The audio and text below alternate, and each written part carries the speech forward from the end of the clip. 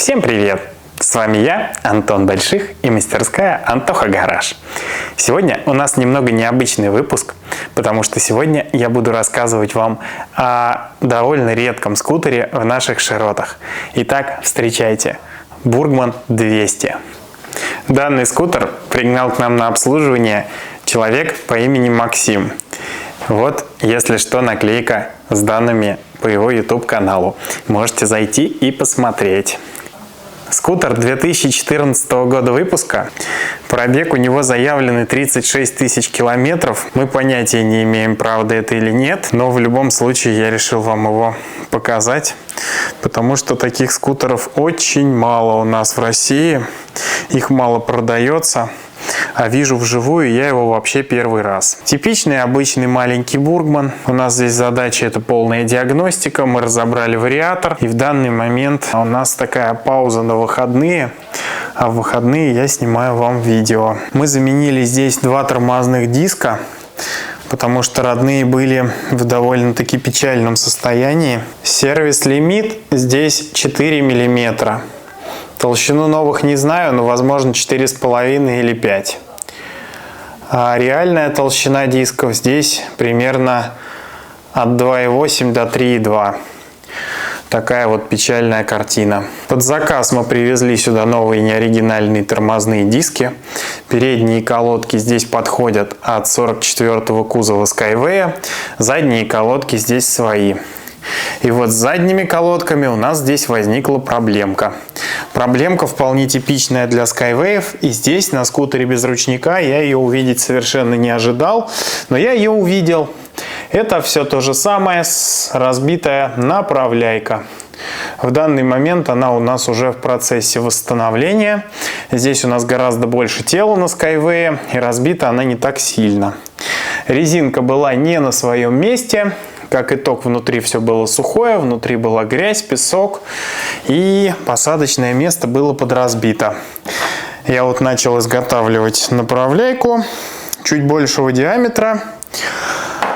Соответственно, будет новая резинка и немного рассверлено отверстие.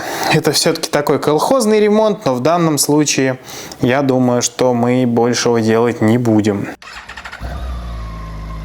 Колодки на этом скутере похожи на передние и имеют такое вот ушко. Направляющая, по которой движется колодка, находится прямо на улице и ничем не защищена. Ровно так же, как и на передних тормозах. Вот здесь вот такое же ушко, наверное, на видео не видно. Вот передние колодки. Вот передние колодки, вот задние.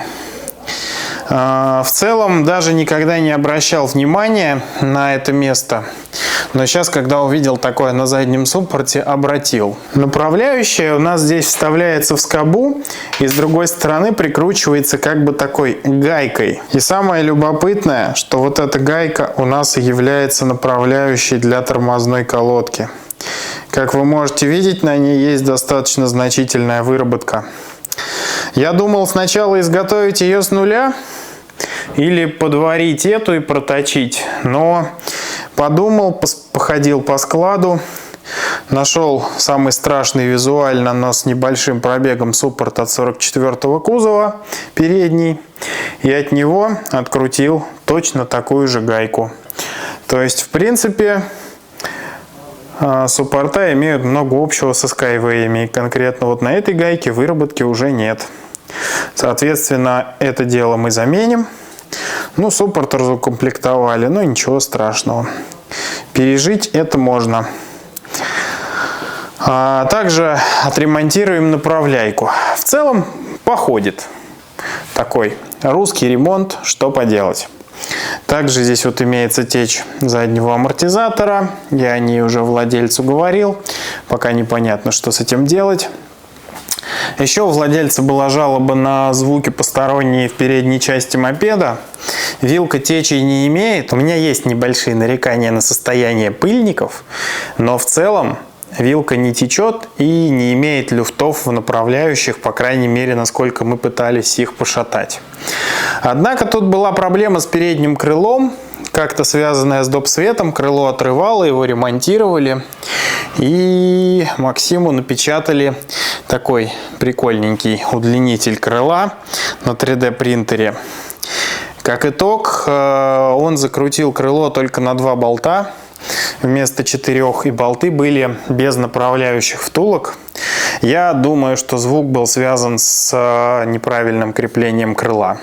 Мы закрепили крыло, пока меняли тормозной диск, и я думаю, что проблема уйдет. Но если не уйдет, то будем дальше копаться в вилку. В целом, обычный маленький Suzuki, ничего особо интересного. Я, конечно, думал, что меня удивить нельзя, но я действительно удивился, что здесь нет ручника, потому что я думал, что это требование безопасности. Также мы здесь для диагностики разобрали вариатор. Думаю, что воздушный фильтр мы, возможно, обслужим, так как он уже подзабит несколько. Заменили масло в редукторе, здесь нет ничего особенного. Но посмотрите вот сюда. Я специально не стал ничего продувать, чтобы вам показать.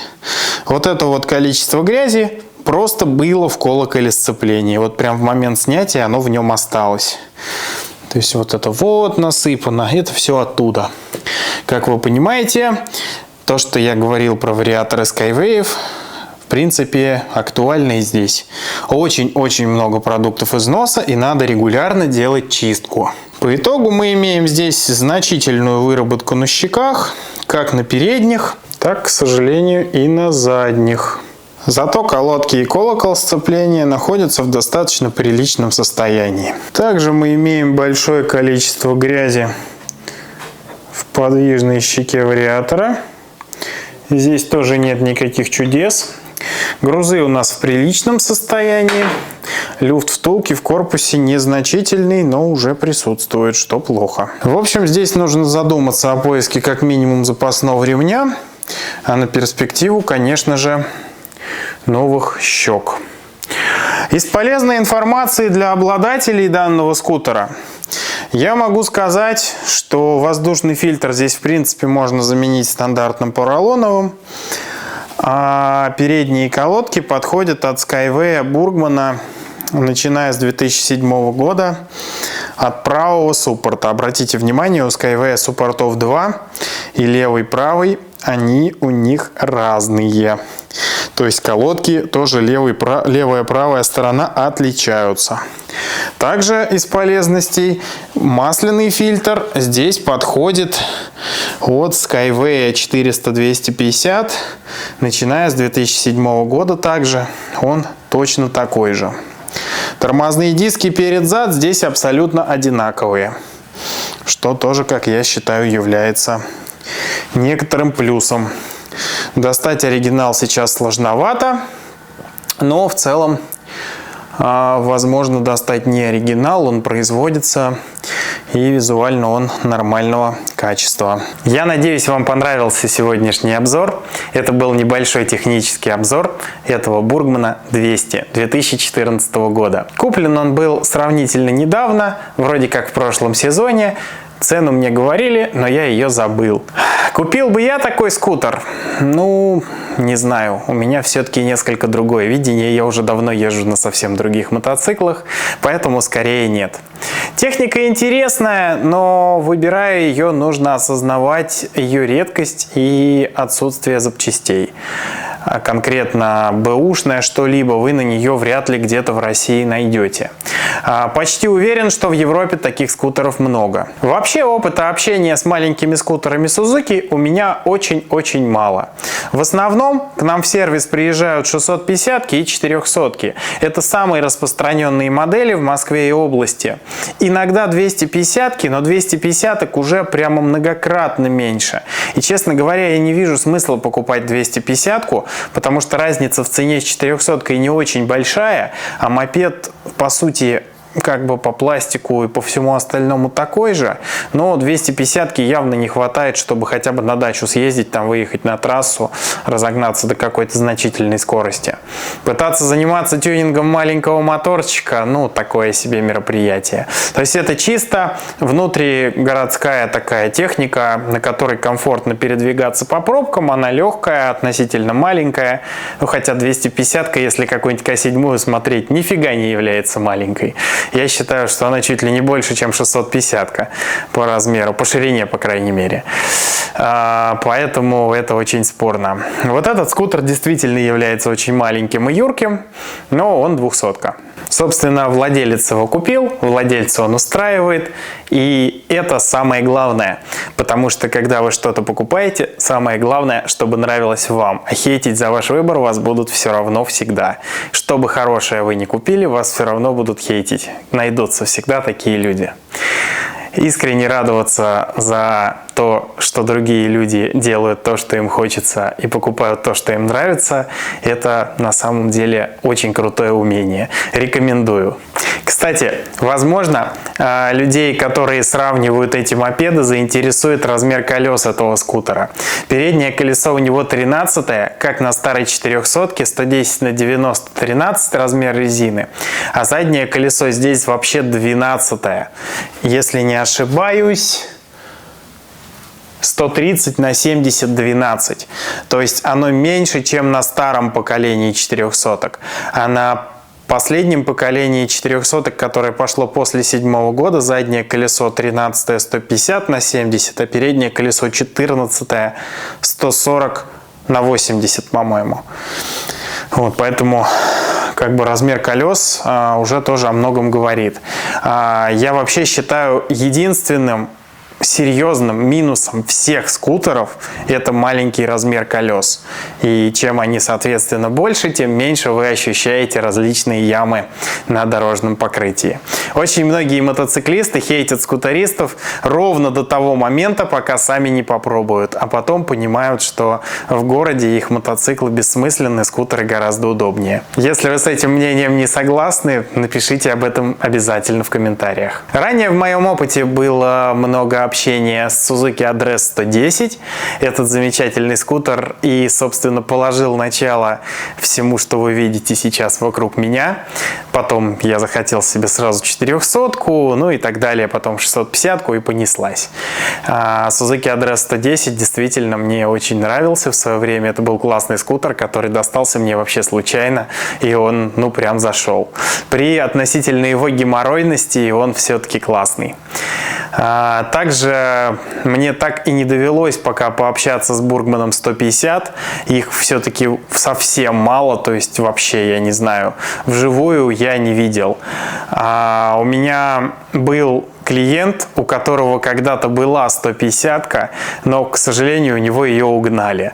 Я не знаю, кому она нужна при своей редкости. Наверное, тому, кто ничего не понимает, что это за мопед и так далее. И было это уже много лет назад, наверное, 15, я так думаю, примерно. Вот, поэтому, к сожалению, опыта общения с такими скутерами у меня нет. Еще из интересного, что я хотел бы очень вам рассказать, это к нам приезжала, пока я был в отпуске, в апреле 400-ка после 2018 года, новое совсем поколение, но, к сожалению, владелец меня ждать не захотел, и парни сделали ТО без меня, поэтому пока нет возможности вам про нее рассказать. Но если она еще приедет, я обязательно постараюсь это сделать, потому что, на мой взгляд, это интересно. А на сегодня я с вами прощаюсь. С вами был Антон Больших и мастерская Антоха Гараж. Если вам нравится то, что я делаю, вы можете поддержать мой канал по ссылочке в описании или в закрепленном комментарии. В любом случае, поставь лайк, оставь комментарий под этим видео и нажми на колокольчик, чтобы первым узнавать о новых интересных видео. Ведь я делаю это для вас. Всем пока!